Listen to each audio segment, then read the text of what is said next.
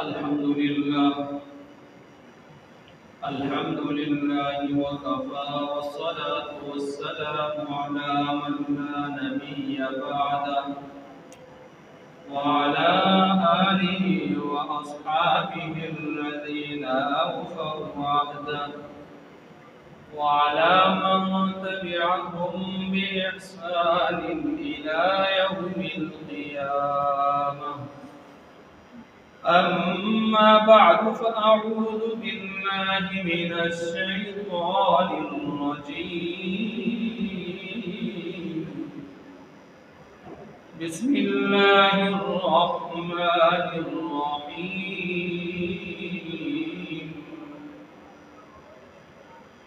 लक़द रज़ियल्लाहु अनिल मुअ्मिनीना इज़ युबायिऊनका तहतश शजरह फ़अलिम मा फ़ी क़ुलूबिहिम फ़अन्ज़ल अस्सकीनता अलैहिम व असाबहुम फ़तहन क़रीबा व मग़ानिम कसीरतन यअख़ुज़ूनहा व कान अल्लाहु अज़ीज़न हकीमा।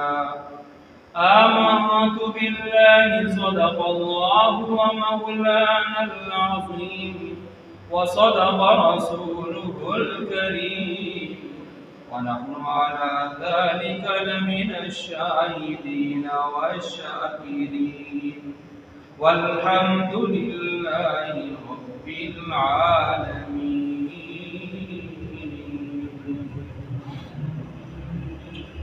मोहतरम मकाम वाजिबुल एहतराम हज़रात सामीन किराम, आज की जुम्मा की इस नशिस्त में कुरान मजीद फुरक़ान हमीद 26वें पारे से आयत करीमा तिलावत की है।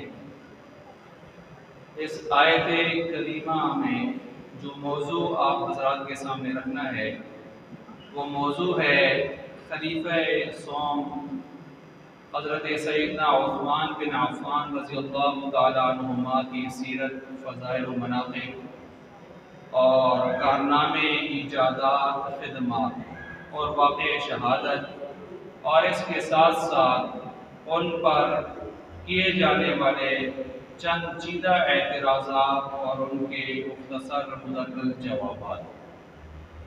ये मैंने जो चंद ज़ैली उन्वानात इस मौजू के तहत गिने हैं, तो इस मौजू के तहत ये ज़ैली उन्वानात ख़ुद अपने अंदर एक बड़ी तफसीलात रखते हैं, लेकिन वक्त के नज़ाकत के पेश नज़र इनमें से बाज़ चीज़ें आपके सामने कुछ मुख्तसर अंदाज में इंशाअल्लाह अज़ीज़ रखी जाएंगी।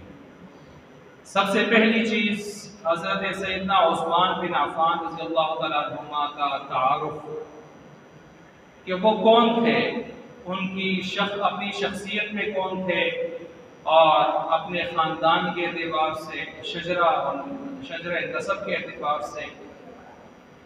तो सैयदना उस्मान बिन अफ़्फ़ान रज़ियल्लाहु तआला अन्हुमा, मैंने गुज़श्ता जुम्मा ये बात अर्ज़ की थी कि गुज़श्ता जुम्मा 18 ज़िलहिज्जा था और 18 ज़िलहिज्जा मशहूर कौल के मुताबिक हज़रत उस्मान रज़ियल्लाहु तआला अन्हु के का यौम शहादत है सन 35 हिजरी। तो सन 35 हिजरी है और 18 ज़िलहिज्जा है और असर की नमाज के बाद का वक्त है। हज़रत उस्मान बिन अफ़्फ़ान रज़ियल्लाहु तआला अन्हुमा जाम शहादत नोश फरमा गए। बड़ी ही मज़लूमाना हालत में, बड़े ही बज़ाहिर यानी 40 दिनों तक भूख प्यास बर्दाश्त करते हुए 82 साल का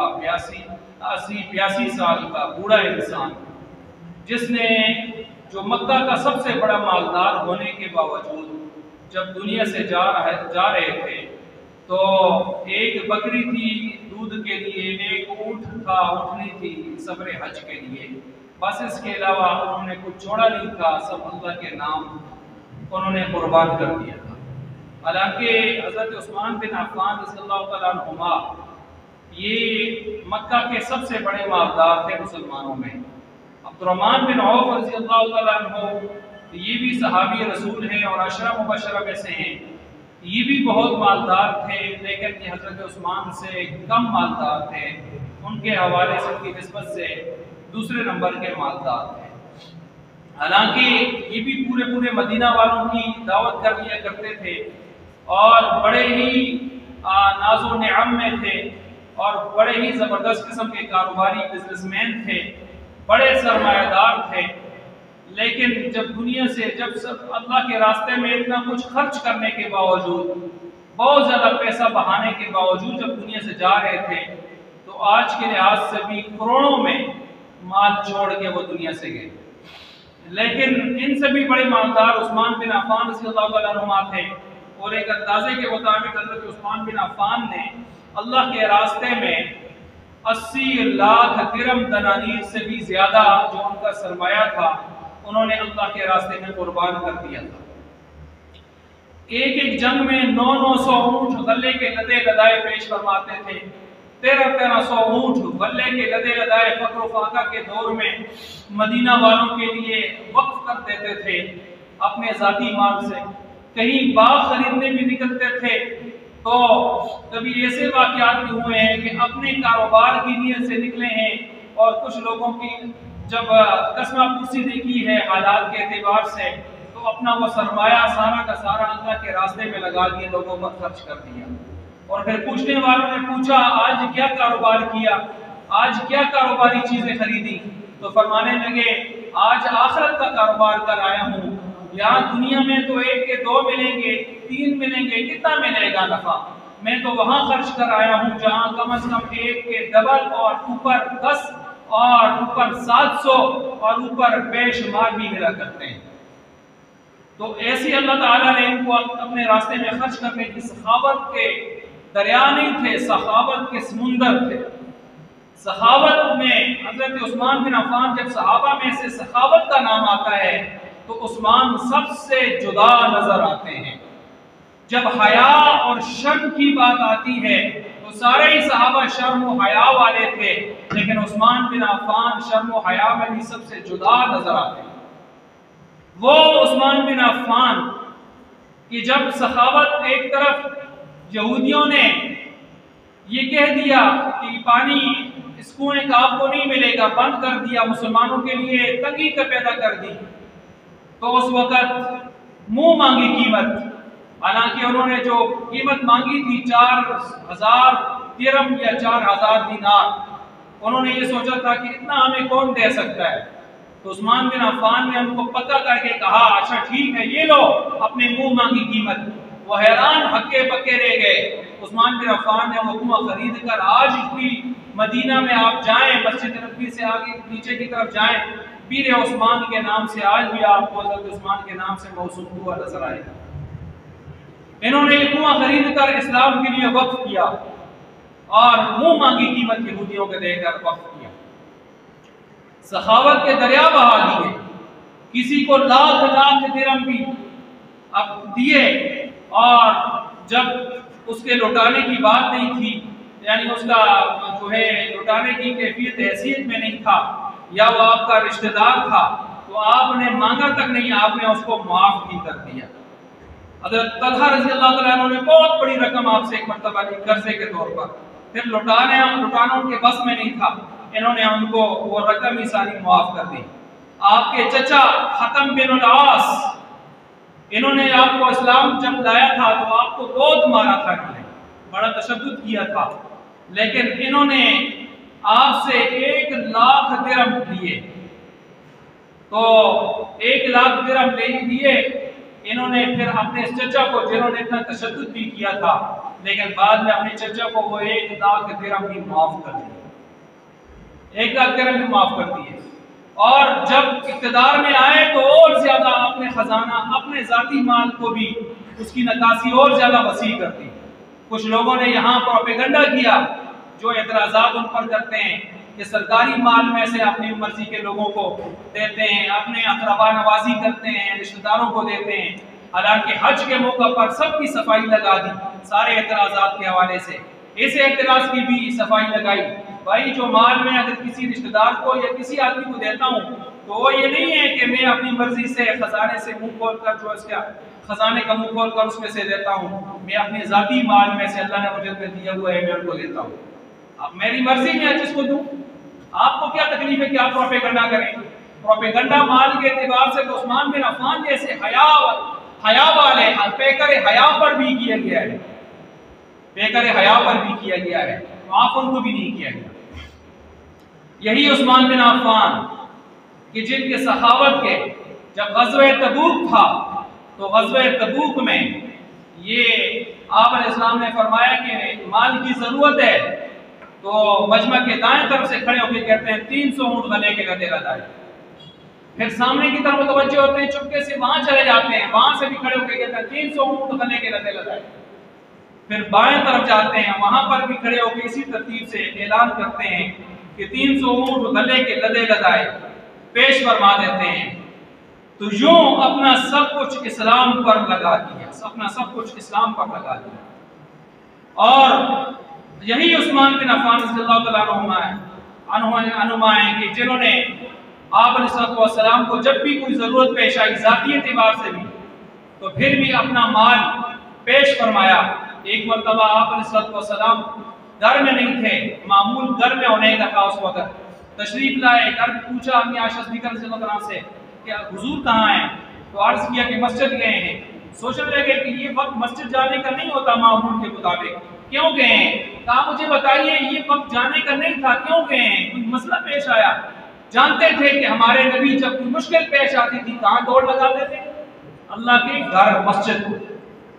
मोमिन को भी यही बताया गया, आंधी चलती, तूफान आता, हालात में कुछ बिगाड़ नजर आता, माशी एतबार से कुछ परेशानी नजर आती, किधर मुतवज्जे होते थे?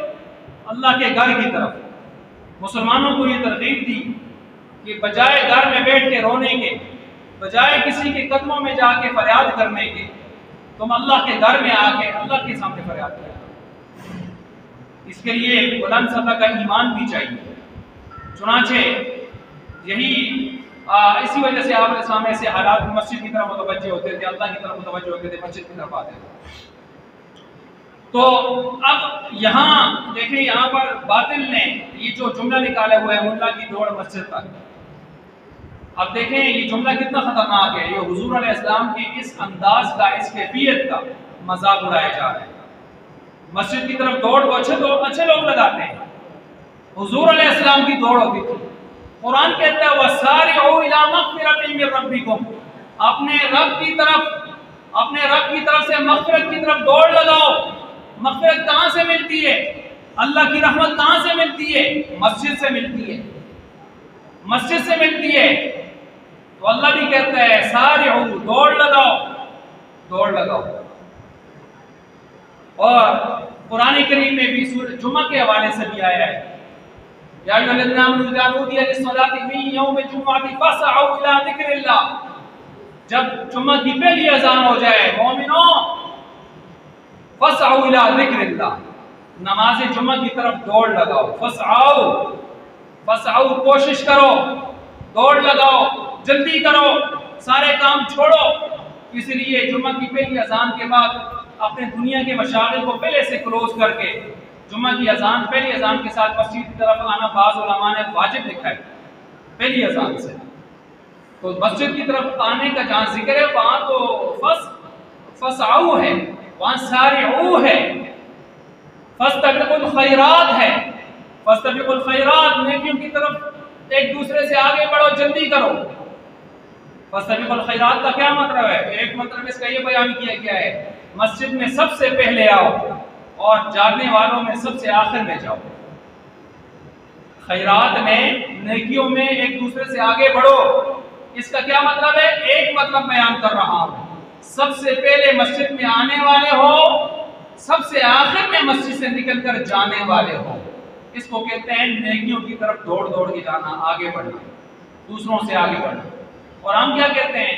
सबसे आखिर में आए, पीछे खड़े हों और सबसे पहले दौड़ लगा के निकले, सुनते भी पढ़े या ना पढ़े, या घर जाके पढ़े। हम ये कहते हैं, हमारा अंदाज ये, जो सबसे आखिर में आने वाले होते हैं उनका क्या होता है? यही होता है, मस्जिद में आना, बेचारों को बैठना, बड़ी खौफ सी होती है, परेशानी सी होती है।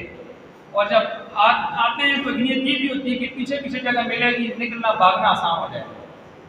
लेकिन यहाँ इस एतबार से यूँ कहा जा रहा है, अब जहाँ दौड़ लगाने का कहा जा रहा है वहाँ तो रिवर्स लगाया जा रहा है, और जहाँ एतदाल के साथ चलने का कहा जा रहा है, बेकदरी ज़रूरत चलने का कहा जा रहा है, बेकदरी किफ़ायत चलने का कहा जा रहा है, कनात के साथ चलने का कहा जा रहा है, सबर के साथ, कनात के साथ, किफ़ायत शियारी के साथ चलने का कहा जा रहा है, वहाँ मैं भी सभी एक दूसरे से दौड़ भी लगा रहे हैं, हिर्स भी कर रहे हैं, लालच भी कर रहे हैं, और हो और हो और हो, ज्यादा हो ज्यादा हो ज्यादा हो। वहाँ सबका आलम ये है। तो जाहिर बात है ये तरतीबात हमारी अच्छी नहीं है। अब आप अलैहिस्सलाम मस्जिद में पूछा, अम्मी आयशा सिद्दीक़ा ने बिल आखिर बता दिया जब इसरार ज्यादा हुआ उस्मान की तरफ से कि उस्मान की इस वक्त घर में काफी दिनों से फाका है, खाने को कुछ नहीं है, अल्लाह से मांगने गए। अब उस्मान की आंखों से आंसू कि उस्मान के पास रिस्क मौजूद हो, अल्लाह का माल दिया हुआ माल मौजूद हो, और उस्मान के पैगंबर फाके पे हों। फौरन गए और जाकर जो हासिल होता था उस वक्त लेकर वो पहुंचे और लाकर अपने कंधों के ऊपर उठा के लाए और लाकर हुजूर की दहलीज पर रख दिया अंदर करके, और साथ फरमाया, अम्मी आयशा से रज़ियल्लाहु अन्हा से कहा कि आइंदा जब भी ऐसा कोई मौका हो चुपके से उस्मान को खबर कर दिया करें, चुपके से उस्मान को खबर कर दिया करें। जब हुजूर घर तशरीफ लाते हैं अल्लाह से मांगते हैं, आगे जब देखते हैं बहुत सारी चीजें आई हुई हैं। आयशा कहाँ से आई? कहा इस तरह उस्मान आए थे, पूछा था, फिर लेकर आए। हुजूर ने हाथ उठा लिए, फरमाया अल्लाह मैं फर्श पे तेरे उस्मान से राजी हो गया, राजी हूं, तू अर्श पर से उस्मान से राजी हो। यही उस्मान है कि जिनका एक दो नहीं 5-6 मरतबा मुख्तलिफ मौकों पर नाम लेके जन्नती करार दिया।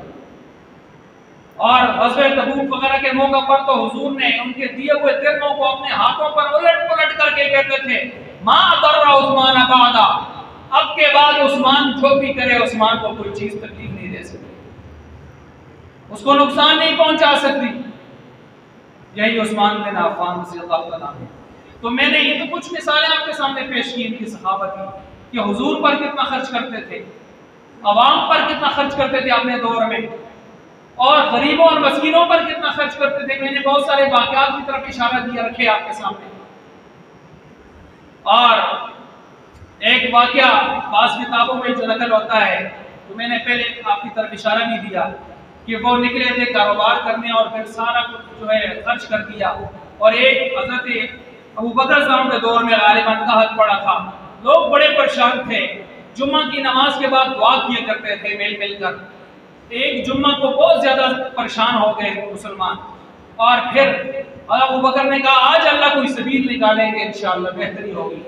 जुम्मा की नमाज अभी पड़ी ही थी, तो वो एक कतार ऊँटों की गर्दनें ऊंची की हुई, आगे पीछे ऊँट लगे हुए कतार दर कतार मदीना में दाखिल हो रहे। गिने गए, पता चला 1300 ऊँट गले के लदे लदाए मदीना में पहुंचे। बड़े बड़े व्यापारी पहुंचे कि अब तो कहत बना हुआ है, बहरान है, कमाने का असल वक्त आया है, सीजन आया है, पाकिस्तानियों की तरह सीजन आया है। आज पहले से बहरान है, माल आया है, हाथों हाथ वसूल करो, और हाथों हाथ वसूल करके फिर मर्जी के रेट लगाओ और लोगों को लूटो। जिस तरह के रमजान से पहले लोग स्टोर कर लेते हैं बहुत सारा फ्रूट, और फिर मार्केट में थोड़ा थोड़ा ला के मर्जी के रेट निकाल देते हैं। और इसके अलावा बहुत सारी चीजों में आप देखते हैं पाकिस्तानी ये काम करते हैं।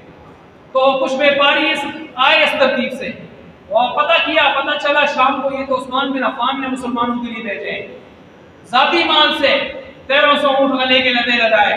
उस्मान को ऑफर शुरू हो गई, इतना देंगे। दूसरे व्यापारी ने कहा इतना प्रॉफिट दूंगा। करते करते करते बहुत ज्यादा प्रॉफिट की ऑफरें हुई। उस्मान बिन अफ़्फ़ान ने कहा मुझे इससे भी ज्यादा मिल रहा। आखिरी व्यापारी जिसने सबसे ज्यादा ऑफर की, उसने कहा मुझसे ज्यादा, मुझसे बड़ा व्यापारी कोई नहीं है यहाँ, आपको मुझसे ज्यादा कौन दे रहे हैं, जरा नाम तो बताइए। तो उस्मान बिन अफ़्फ़ान ने आसमान की तरफ इशारा करके कहा वो देगा। तू कितना देगा मुझे प्रॉफिट? 2 देगा, 3 से देगा, 4 से देगा।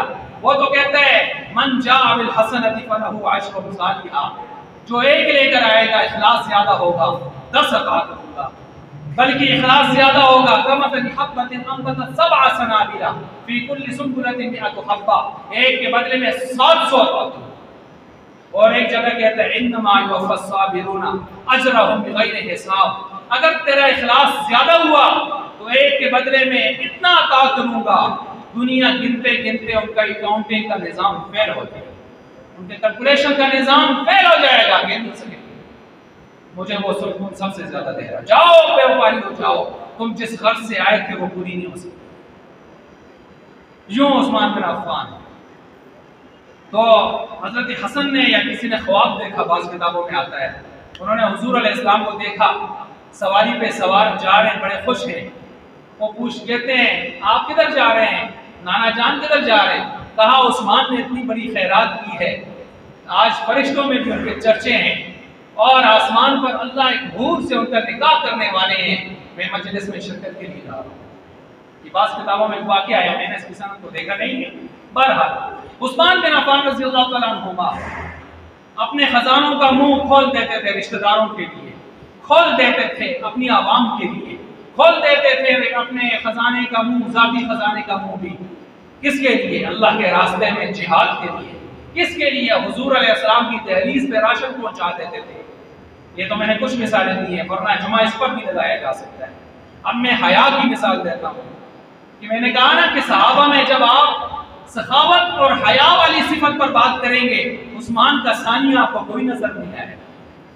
यही उस्मान बिन अफ़्फ़ान है जिनके बारे में अल्लामा इब्न हजर अस्क़लानी रहमतुल्लाह अलैह फरमाते हैं, हया इस कदर गालिब होता था कि बंद गुस्लखाने में भी अपने कपड़े नहीं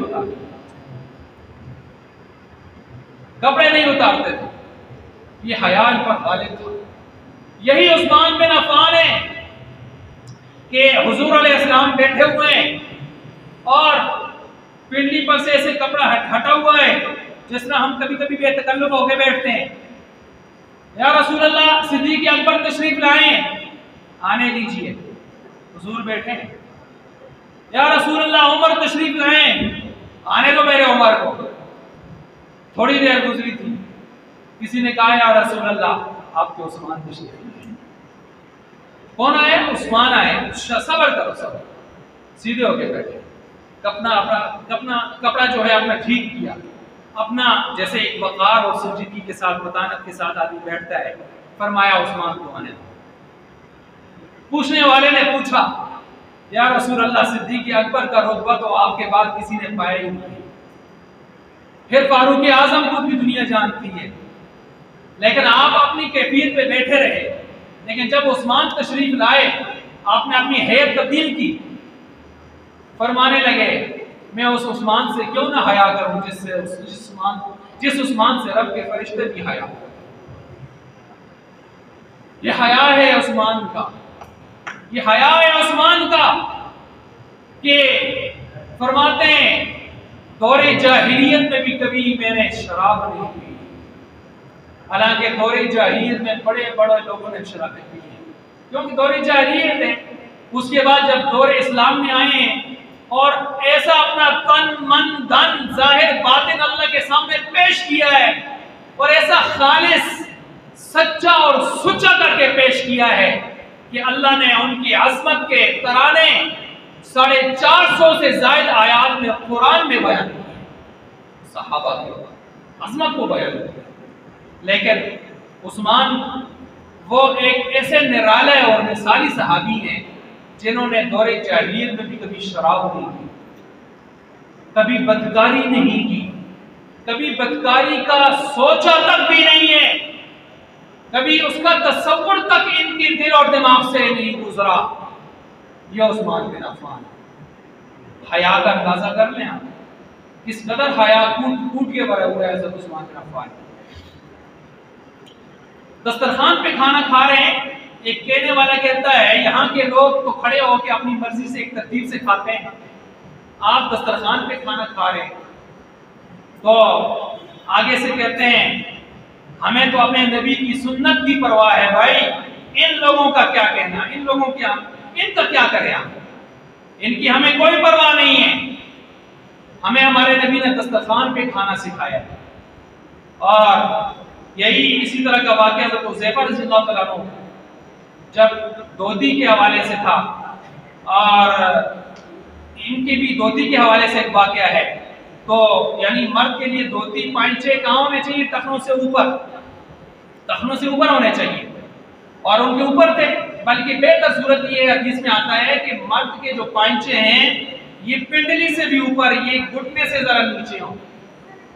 असल तरीका ये है, हुजूर की तरीका यही होता था। और अगर कोई इतना नहीं कर सकता तो ये जरूरी नहीं है, बेहतर है, अफजल है, अफजल तो फिर थोड़ा नीचे कर दे, लेकिन टखनों से ऊपर हो। मर्द को टखने छुपाना हराम है, गुनाह कबीरा है। अक्सर उलमा का फतवा यही, बेलज्जत गुनाह है। ये वो गुनाह है कि एक शख्स को जाते हुए, नमाज पढ़ के जाते हुए देखा, हुजूर ने फरमाया लौट, नमाज दोबारा पढ़, तेरी नमाज नहीं हुई। तू मर्द होकर अपने टखने टांगता है। ये वो इतना बड़ा गुनाह है कि जिन बदबख्तों की तरफ अल्लाह क़यामत वाले दिन नजर नहीं फरमाएंगे, नजर करम, नजर रहमत, और उनको सख्त अजाब देंगे। उन बदबख्तों में एक तो बूढ़ा जानी है, जो बूढ़ा होकर भी बदकारी नहीं छोड़ता, एक शराब का आदी है, मुतकब्बिर है, और एक उनमें ये बदबख्त है जो मर्द होकर अपने टखने छुपाता है। चाहे शलवार से छुपाए, धोती से छुपाए, पहनता है, टखने छुपाना मना है। ऊपर से लटकी हुई चीज से आप टखने नहीं छुपा सकते। नीचे से आई हुई चीज, क्या मतलब, जराब, मोजा, ये मसला नहीं। ये कोई कहे कि इसके साथ दीन इस्लाम का क्या ताल्लुक हो गया। जिस तरह के बाज मुल्हिद उठते हैं ना, या दीन के एतबार से नाक़िसुद्दीन, नाक़िसुल अक़ल उठते हैं ना, कईयों के मेरे साथ 19 ग्रेड के प्रोफेसरों की मेरे साथ बात हुई। वो जी इस्लाम कारकों में कहां से आ गया, इस्लाम पैंचों में किधर से आ गया। मैंने कहा 19-20 ग्रेड के अफसर का ये हाल है, तो अलीफ को किली पढ़ने वाले जाहिल और जट का क्या हाल होगा। वो शायद इससे फिर बेहतर होगा, क्योंकि उसने ज्यादा पढ़ा नहीं है, उसको बात समझ आ जाती है, जल्दी से मान भी लेता है। ये उश्ती सरकार जो है ना, उश्ती सरकार, जिसने पढ़ा भी कुछ नहीं है और फिर अपने आप को पढ़ा हुआ भी कहता है, जिसको हमारी जुबान में जाहिल मुरक्कब कहते हैं, जाहिल मुरक्कब। एक जाहिल बसीत होता है, बसीत का मतलब है नहीं जानता। एक जाहिल मुरक्कब होता है, गलत जानता है या गलत पर अड़ जाता है, अड़ जाता है। तो ये जाहिल मुरक्कब को समझाना आसान नहीं होता। जाहिल बसीत को, जिसको पता नहीं है, अड़ूत नहीं है, जिद्दी नहीं है, आसान, उसको समझाना आसान होता है। तो कहता है लिबास जैसे भी हो, मर्जी पर होना चाहिए। मैंने कहा इस्लाम का तशरीह, इस्लाम का माना बताओ, हमारा दीन इस्लाम है ना, इस्लाम का माना बताओ। जी इस्लाम का माना, जी इस्लाम का माना। 19 ग्रेड का अफसर कहता है जी इस्लाम का माना, बात मानना, फलां करना। मैंने कहा सरे तस्लीम खम हो जाना, सरे तस्लीम खम हो जाना, अपनी मर्जी को अल्लाह उसके रसूल के सुपुर्द कर देना, इसका नाम है इस्लाम। ये मर्जी किधर है? सिर्फ नमाज में अल्लाह अकबर, मर्जी अल्लाह के सुपुर्द कर दी, रोजा अल्लाह के सुपुर्द कर दी, ज़कात अल्लाह के सुपुर्द कर दी, हज अल्लाह के सुपुर्द कर दी, जो इबादतें हैं अल्लाह के सुपुर्द कर दी, कुर्बानी अल्लाह के सुपुर्द कर दी। बाकी मुआशरत अपनी मर्जी से, जिस तरह चाहे मैं सर के बाल बनाऊं, दुम्बा काट, लेला काट, जट काट, अंग्रेज काट, जो बनाऊं। नहीं, ऐसे तो नहीं है। चाहे मैं अपने चेहरे पर जो चाहूं करूं, मेरी मर्जी। नहीं, ऐसे नहीं है। मैं अपनी मूछें दाढ़ी जैसे बनाऊं, मेरी मर्जी। नहीं, ऐसे नहीं है, इस तरह नहीं है। मैं अपने लिबास जिस तरह चाहूं बनाऊं, जो चाहूं पहनूं, जैसे चाहूं पहनूं, जो चाहूं खाऊं, जो चाहूं पीऊं, जैसे चाहूं चलूं, जैसे चाहूं लेटूं बैठूं, सारा कुछ मेरा है। जैसे चाहूं मैं सियासत करूं, जैसे चाहूं मैं पार्लियामेंट में जाऊं, जैसे चाहूं मैं कानून बनाऊं। नहीं, ऐसे नहीं है। ये बाकी सारे मज़ाहिब कहते हैं ऐसे ही है, बाकी सारे दुनिया के मज़ाहिब कहते हैं ऐसे ही है।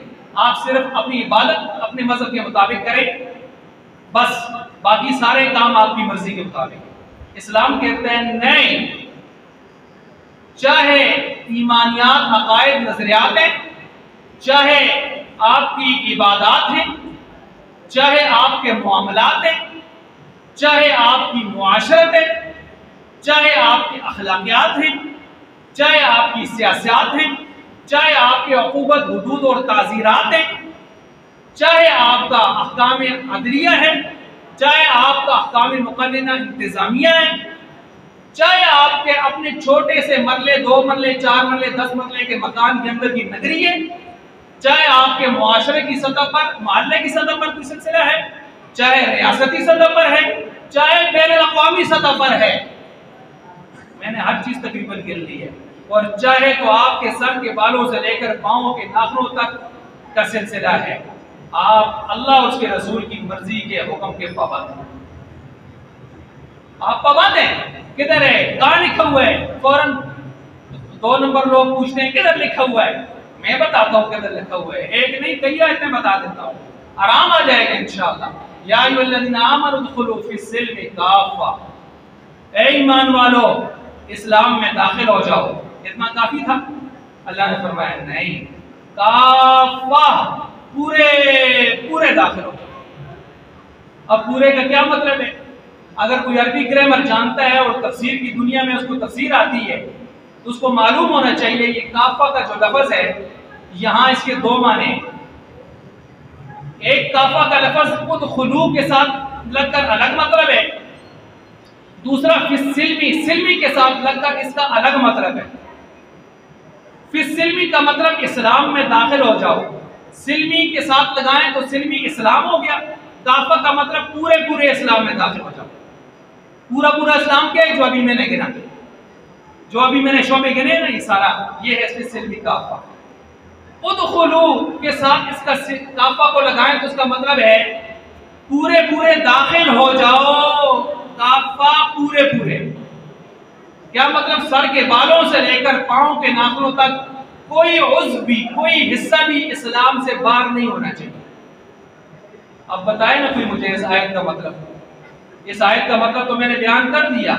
ये आयत का एक मतलब उदखुलू के साथ लगाए तो सर के बालों से पांव के नाखूनों तक पाबंद है, और इसको सिल्मी के साथ लगाएं तो अकायद व ईमानियात से लेकर वो आखिर वसीयत व विरासत तक सारे शोबों में हम इस्लाम में दाखिल होने की पाबंद है।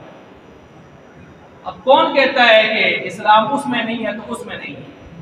इसलिए इस आयत, ये एक आयत ही काफी है ऐसे मुल्हिदीन को समझाने के लिए, अगर उनका इस्लाम कुरान पर ईमान हो तो। और अगर ईमान ना हो और यकीन ही ना हो तो फिर ऐसे को तो इस आयत को समझाना ही फजूल है। बाकी आयतें और भी हैं। या अय्युहल्लज़ीना आमनू आमिनो, ए ईमान वालो ईमान लाओ। या अल्लाह, ईमान वाले होकर ईमान लाएं। ईमान वाले तो है ना पहले से, ईमान कैसे लाएं? तो फरमाया अभी ईमान लाया है, ईमान जाहिर नहीं हो रहा, सिर्फ दिल के अंदर है, अंदर। अब दिल के अंदर मैं जानता हूं कि है या नहीं है, तू जानता है कि नहीं है, ये मुआशरे को, लोगों को, इंसानों को कैसे पता चलेगा? फिर तेरी कब्र और आखिरत सिर्फ ईमान अंदर वाले पर ही मुनहसर नहीं है, उसके साथ किए जाने वाले आमाल पर भी मुनहसर है। तभी तो कुरान कहते हैं आमनू व आमिलुस सालिहात, ईमान वाले और नेक अमाल वाले। अगर नेक नमाज़ अल्लाह को खानी, ये जाहिल आदमी उठ के इस किस्म के जुमले बोलता है, अल्लाह को खा नहीं, और भाई कुछ शर्म आया होनी चाहिए, अल्लाह की गुस्ताखी वाले जुमले बोलते। तो नमाज अल्लाह ने फर्ज की है कि नहीं की? फर्ज की है। जब अल्लाह ने फर्ज की है, अल्लाह को तो जरूरत नहीं है तू नमाज पढ़ या ना पढ़, खुदा की खुदाई में तो कोई फर्क नहीं आता, कोई फर्क नहीं आता। कुरान खुद कहता है मन आमिला सालिहन फलिनफ्सी, नेक अमल करोगे तुम्हें ही फायदा, वमन असा फअलैहा, और अगर उल्टे उल्टे काम करोगे तो तुम्हारे ऊपर ही पड़ेगा। ज़हरल फ़सादु फ़िल बर्रि वल बहरि बिमा कसबत अयदीन नास लियुज़ीक़हुम बअदल्लज़ी। अल्लाह फरमाते हैं ये जो तुम्हारे हाथों की कमाइयाँ हैं यही तुम्हारे ऊपर हालात बन के उतरते हैं। ये तरी में खुशकी में जो तुम्हें फसाद नजर आ रहा है, जो नागवारियाँ नजर आ रही हैं, जो परेशानियाँ नजर आ रही हैं, न चाहने वाले आमाल नजर आ रहे हैं, न चाहने वाले हालात नजर आ रहे हैं, ये तुम्हारे अपने हाथों की कमाइयाँ लियुज़ीक़हुम, ताकि अल्लाह तुम्हें मजा चखाए। तो इसलिए हमारे आमाल का बिगाड़ और सुधार अगर इसका ताल्लुक है तो हमारे जाती करैक्टर और किरदार से। हमारा करैक्टर और किरदार घर में ठीक होता है तो घर के हालात भी हमारे साथ मुवाफिक होते हैं। हमारा करैक्टर और किरदार पड़ोसी के साथ ठीक होते हैं तो पड़ोसी भी हमारे साथ मुवाफिक होते हैं। हमारा करैक्टर और किरदार मोहल्ले में ठीक होता है, रियासत में ठीक होता है तो सारा निजाम हमारे साथ भी मुत्तफिक होता है, काफी हद तक मुत्तफिक होते हैं। जब हम ही 2 नंबर पॉलिसियां शुरू करते हैं तो फिर इसकी वजह से परेशानियों का सामना हमें करना पड़ता है। इसी तरह अल्लाह के हवाले से जब हम गुनाह और जराइम का इर्तिकाब करते हैं तो फिर वही हमारे ऊपर हालात बन के उतरते हैं। इसलिए हमें अपने हालात अमाल की तरफ, उन चीज़ों की तरफ भी नजर करनी चाहिए। तो उस्मान बिन अफ़्फ़ान रज़ियल्लाहु तआला अन्हुमा आज की इस नशिस्त में तो मैंने सिर्फ आपके सामने उनकी सखावत और उनका शर्म हया कि वो किस कदर पेकर शर्म हयात है और किस कदर वो मुजस्समे वफात है, मुजस्समे सखात है, मैंने आपके सामने उनके कुछ वाक़यात रखे हैं। अल्लाह तबारक व तआला समझने की और इन सिफ़ात को अपनाने की तौफ़ीक़ अता फरमाए।